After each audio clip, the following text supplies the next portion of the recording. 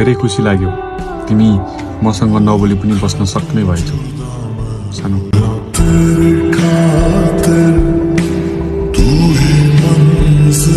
यो भाग्य बनाउने भगवानलाई पनि ढुङ्गाले हालेर भुक्लुक्कै पार्न मन लाग्छ। कस्तो भाग्य बनाएर पठाइदियो, न त आफू खुसी हुन सके न त अरूलाई नै खुसी दिन। जिन्दगी पनि अन्धाधुन्दामा चलिरहेछ। खै काहे के नमिल्यो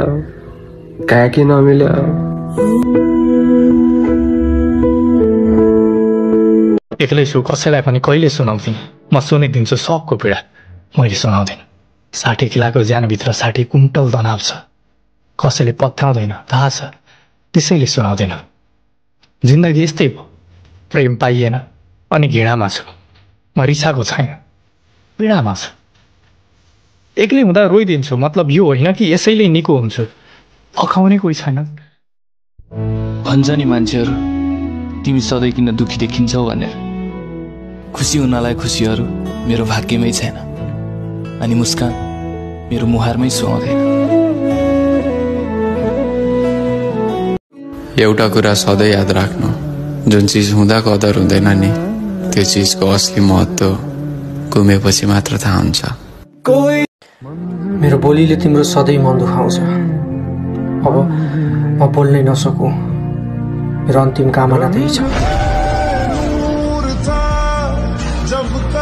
मृत्यु नै आए पनि हुन्थ्यो भन्नेसम्म पुगेको मान्छे म। दुनियाँले के सोच्ला के भन्ला भन्ने कुराले खासै फरक पार्दैन आजभोलि। एउटा छोरी मान्छे हैन, कसैको साथ छैन, सपोर्ट छैन हैन, त्यत्तिकै कसैको लाइफलाई जज नगरिदिनुस् के। मान्छेको पीडा हुन्छ, हरेक चिज हुन्छ। मान्छे देख्दाखेरि जस्तो हुन्छ त्यस्तो हुँदैन नि त। भित्र कति मन पोलिरहेको हुन्छ।